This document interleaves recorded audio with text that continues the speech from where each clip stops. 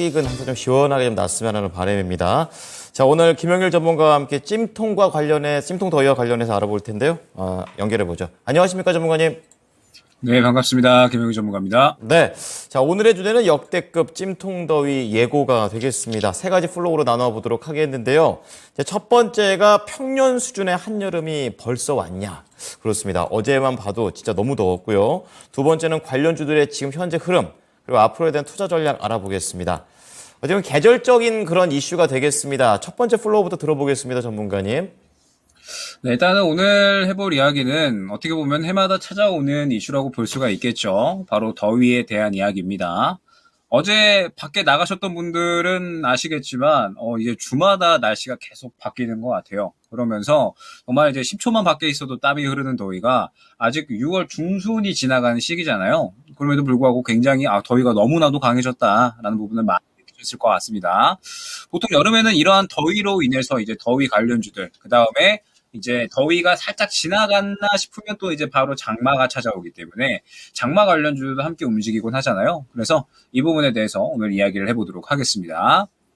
이번에 이제 유럽 연합 기후변화 감시기구, 이 코페르니쿠스 이제 기후변화 서비스에서 이번 달 들어서 지구온난화 현상이 두드러지게 나타나고 있다라고 이제 이야기를 했습니다. 그러면서 전 세계 평균 기온이 지난 1979년 기록한 6월 최고 기온보다 1도씨 정도 높은 그런 이제 기온을 기록했다라고 이제 이야기를 했거든요.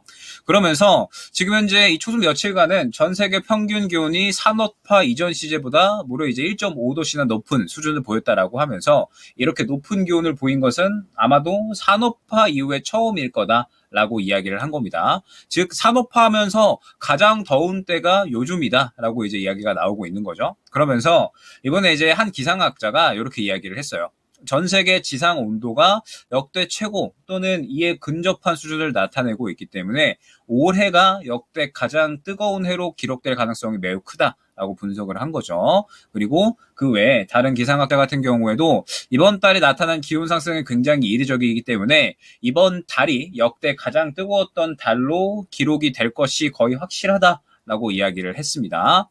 그렇기 때문에 올해의 더위가 뭔가 조금 심상치 않다라는 이야기가 이제 여기저기 쏟아져 나오고 있는 거죠. 그러면서 지금 현재 이제 보시게 되면 이게 이제 어떤 그림이냐라고 했을 때 수온입니다.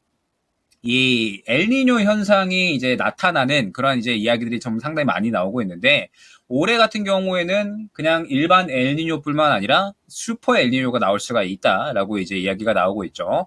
엘니뇨 현상은 쉽게 이야기를 해서 이제 해수 온도가 높아지는 그런 이제 현상인데 이달 들어서 이 태평양과 대서양에서 해수 온도가 기록적 수준으로 상승하는 현상이 발생을 했다라고 이제 이야기를 한 거죠. 그러면서 보통 엘니뇨 현상이 발생을 할 때에는 기후 현상이 굉장히 이제 크게 발생을 하거든요. 그렇기 때문에 이번에 슈퍼 엘니뇨가 발생을 하면서 수온이 상승을 하고 있고 그에 따라서 굉장히 큰 기후 변화가 일어날 수 있다라고 이제 이야기를 한 겁니다. 왜 그렇냐라고 하면 역사적으로 봤을 때 우리나라가 이제 계속해서 좀 피해가 생기는데 엘니뇨 현상이 발생을 하게 되면 보통 우리나라는 폭우와 폭염에 일반적으로 계속 시달립니다. 가장 최근에 이제 한반도에 영향을 끼쳤던 엘니뇨 현상이 2015년이었거든요. 그런데 2015년에 그때 당시에 우리나라 평균 기온이 평년보다 2도 이상 높았었고요. 그 다음에 강수량 같은 경우에도 최다 강수량 2위를 기록을 했었고 최장 기간 강수도 기록을 했었기 때문에 올해 이제 슈퍼 엘니뇨가 예고가 돼 있잖아요. 그러면 역대급 더위 그 다음에 역대급 장마가 연속적으로 이어질 수 있지 않을까라고 예측이 되고 있는 겁니다. 그 다음에 지금 여기에서 이제 또 추가적으로 걱정이 되는 부분이 태풍을 걱정을 해야겠죠. 워낙에 이제 우리가 작년에 태풍을 걱정을 많이 했었고 태풍 피해가 굉장히 좀 컸었잖아요.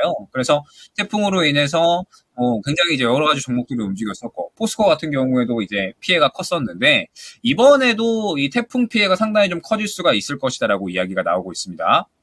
왜냐하면 해수면 온도가 상승을 한다라고 하면 그만큼 이 수증기 증발이 많아지고 태풍이 머금을 수 있는 그런 수증기도 많아지면서 태풍의 위력이 세진다라고 하거든요. 그렇기 때문에 이번에 이 역대급 태풍이 올 수도 있다라는 이런 이제 이야기들이 나오고 있습니다. 그러면서 뭐 비단 이뿐만 아니죠. 장마 피해로 인해서 이제 비가 많이 오게 되면 뭐 과일이 이제 물러진다라든지, 그 다음에 뭐 채소가 또 이 녹아내리는 현상 또한 나올 수가 있고, 그 다음에 뭐 동물들도 축사내의 온도가 27도에서 30도 넘어가게 되면 마찬가지로 이 부분 때문에 또 폐사가 일어날 수가 있다라고 하거든요.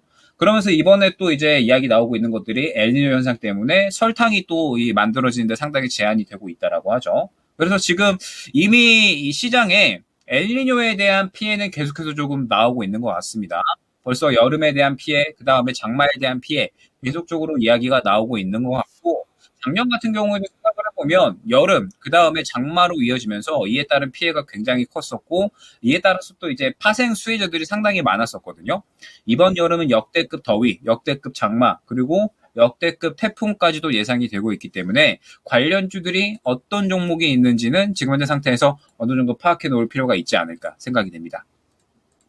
뭐 단순히 더워지는 게 아니라 경기에 또 피해를 입히는 부분까지 좀 설명을 해 주셨습니다. 자, 그렇다면은 이제 투자자 입장을 좀 가볼 텐데요. 관련주들 오늘 움직임들이 어떤지 궁금합니다.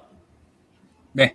일단은 뭐 보통 가장 대표적인 게 가전 관련된 종목이죠. 뭐 이제 신일전자라든지 혹은 뭐 위니아 이러한 종목들이 있는데, 사실 최근에 느꼈던 이 체감상 무언가 여름이 다가온다라고 해가지고 뭐 이러한 가전 관련된, 그러니까 뭐 에어컨이나 뭐 선풍기 관련된 종목들은 사실 그렇게 크게 움직이지는 않았던 것 같아요. 크게 움직이지는 않았던 것 같고, 그러면 이제 어떤 종목이 크게 움직였냐라고 생각을 해보면 뭐 이외에 이제 뭐 아이스크림, 그러면서 뭐 이제 오리온이나 이런 종목들도 있잖아요. 그런데 뭐 오리온 같은 이러한 종목들도 사실 꾸준히 크게 움직인다라고 보기에는 살짝은 힘들지 않을까.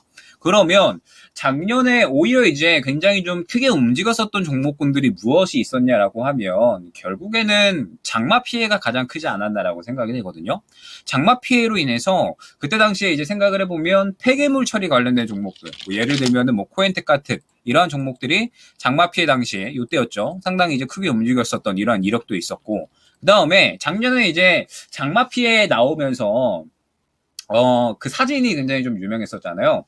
한 사람이 이제 이 서울 시내에서 물에 다 잠겨버리다 보니까 차 위에 비 맞으면서 이제 핸드폰 하고 있는 그러한 사진들을 다들 기억을 하실 겁니다. 그래서 자동차 침수 피해가 상당히 좀 커졌다 보니까 뭐 그때 당시에 이 중고차 같은 이러한 이제 기업들도 상당히 시장에서 단기적인 수혜를 받기도 했었습니다. 뭐 K카라든지 아니면 뭐 SK 렌터카라든지 이러한 종목들도 굉장히 이제 단기 급등을 보여주기도 했었고요. 그 다음에 그 외에 뭐 인선 ENT라든지 혹은 이제 뭐 특수건설 같은, 아무래도 또 장마 피해가 있게 되면 이 부분에 대해서 결국에는 이제 또 피해를 복구를 해야 되니까 인프라 관련된 종목들도 이제 움직이기도 했었고요. 그래서 작년에는 이제 이 장마 피해 관련된 종목들이 상당히 좀 크게 움직였었다라고 생각이 되거든요. 그런데 여기에서 이제 한번 우리가 생각을 해봐야 될 게, 작년에 워낙에 이제 피해가 컸었잖아요. 그래서 이 장마 피해로 인해서 결국에는 이제 이 아무래도 보수를 조금 해야 된다. 장마 피해를 조금 이제 막아야 된다라는 이야기가 많이 나왔었습니다.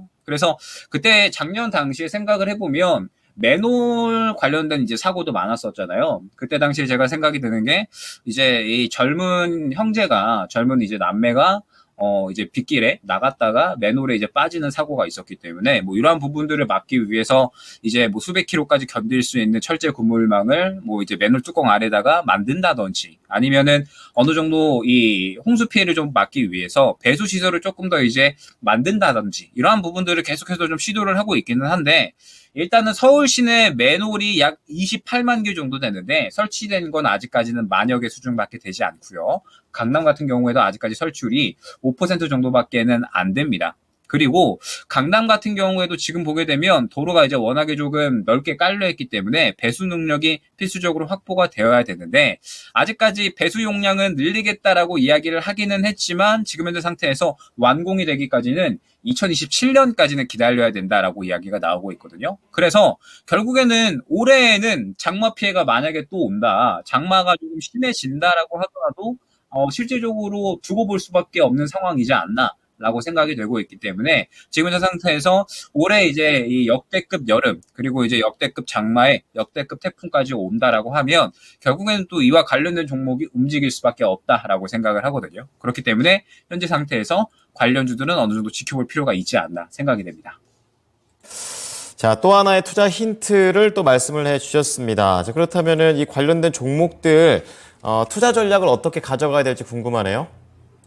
네, 일단은 뭐 어제도 그렇고 지금 이제 날씨가 워낙에 더워지고 있기 때문에 아마 주식을 꽤나 오래 하셨던 분들은 슬슬 한번 접근을 해볼까 생각을 하실 것 같습니다. 그런데 지금 현재 상태에서 원래 이제 시장에서 보게 되면 관련주들이 항상 지속성을 보인 경우는 저는 그렇게 크게 없었다라고 생각을 하거든요.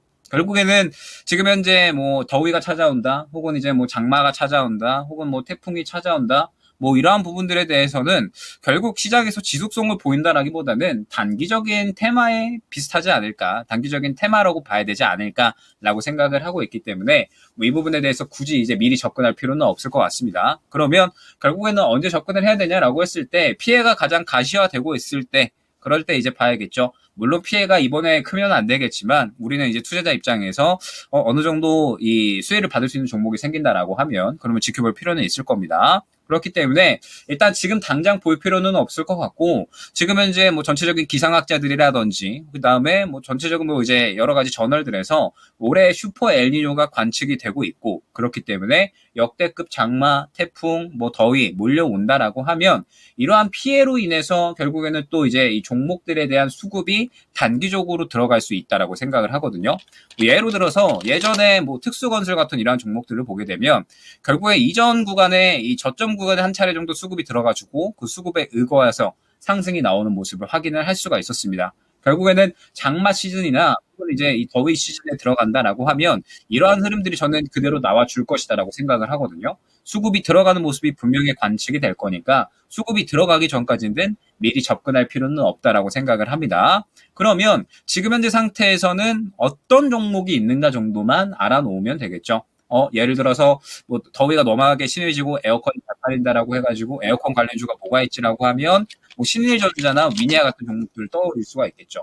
그러면 오늘 같은 경우에 조금씩의 상승이 나오고 있기는 하지만 워낙에 앞에 매물 구간도 두텁고 그 다음에 뭐 수급 같은 경우에도 그렇게 크게 들어오고 있지는 않잖아요. 그러면 아직까지는 접근할 만한 타이밍은 아닌 거죠. 때문에 뭐 이러한 뭐 신일전자나 위니아 같은 종목들이 있구나. 그 다음에 뭐 장마 피해가 커지게 되면 뭐 이 폐기물 관련주가 이제 뭐 코엔텍이라든지 뭐 인선 ENT 이러한 종목들이 있구나. 그 다음에 작년 같은 경우에는 뭐 인프라 쪽도 이야기가 나왔으니까 뭐 특수건설 같은 이러한 종목들도 있었구나. 어떤 종목들이 있는지는 지금 현재 상태에서 볼 필요가 있겠죠. 미리미리 또 파악을 해놓을 필요가 있겠지만 그래도 이제 지금 당장 볼 필요는 없다라고 생각이 되고 수급적인 부분이 들어올 때 그때 이제 지켜봐야 된다라고 생각을 하고 있습니다.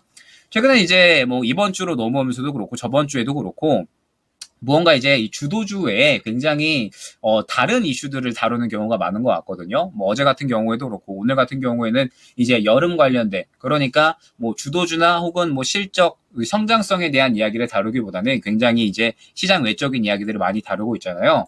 지금 현재 시장이 전체적으로 그러한 상황이다라고 생각을 해주시면 될 것 같습니다. 저번 주에 FOMC 지나가고 나서 어제 같은 경우에는 우크라이나 재건, 그 다음에 오늘 같은 경우에는 해운이나 조선 쪽이 지금 이야기가 많이 나오고 있잖아요. 결국에 시장은 지금 주도주들은 전체적으로 쉬어가는 구간에서 이제 약간은 시장 외적인 혹은 무언가 테마성인 이러한 종목들이 또 많이 움직이고 있기 때문에 지금 현재 상태에서는 이제 이러한 이슈들이 또 뭐가 있는지, 그리고 이러한 이슈들에 의거해서 또 수급이 들어가 주는지를 잘 파악을 하면서 단기적인 투자 전략을 꾸려나가는 게 가장 중요한 타이밍이 아닐까 생각이 되기 때문에 여름에 대한 부분들, 여름 관련해서 수혜를 받을 수 있는 부분들도 지금 현재 미리미리 좀 생각을 해서 향후에 수급이 들어갈 때 단기적으로 어느 정도 이제 수익을 챙겨갈 수 있는 그런 흐름을 노려보는 게 또 좋지 않을까 생각이 됩니다.